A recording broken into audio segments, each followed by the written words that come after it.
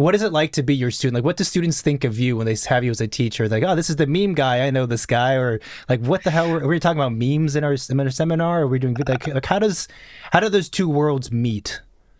That's great. I feel like it's just to the point where it's not cool. I don't know. I always I always feel like I'm like, oh man, maybe maybe they're looking at me like Right. yeah, memes. Like we know we've been seeing these we've been seeing memes like I'm since I could hold a phone, right? Right. Like Right. Right.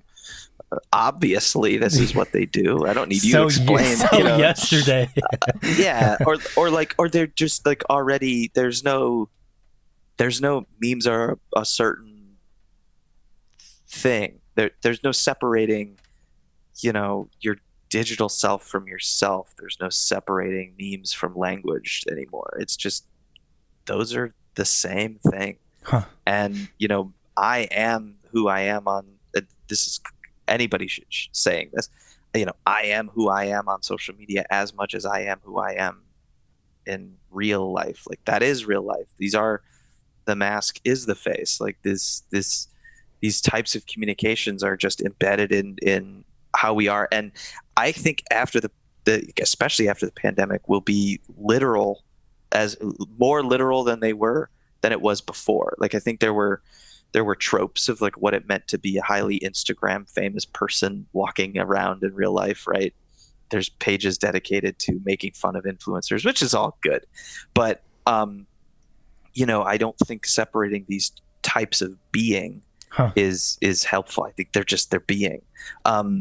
And it sorry, that kind of went in that direction, but literally in the classroom it's like yeah, memes are just they're I at first I didn't talk about it.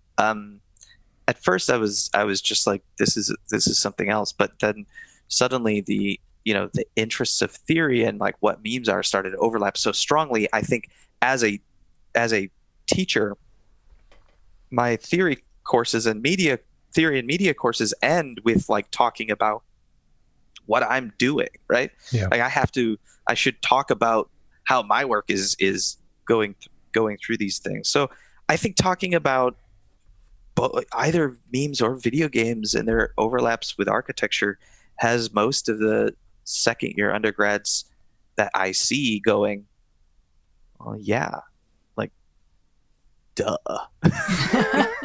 like, Right. like, did you ever think about the space of video games? They're like, yeah, all the time. That's why I wanted to be an architect, right? So, Huh. um, I think that's a good thing, but also like most students are happy to be are really happy to be engaging these things because it's what brought them to architecture, or Hmm.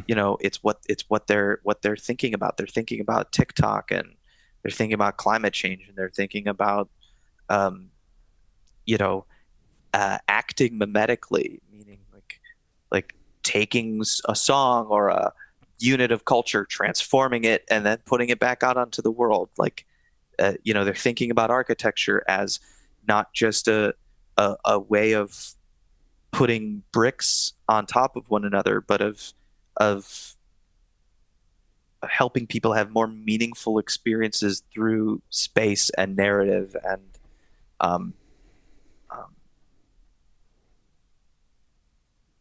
yeah, through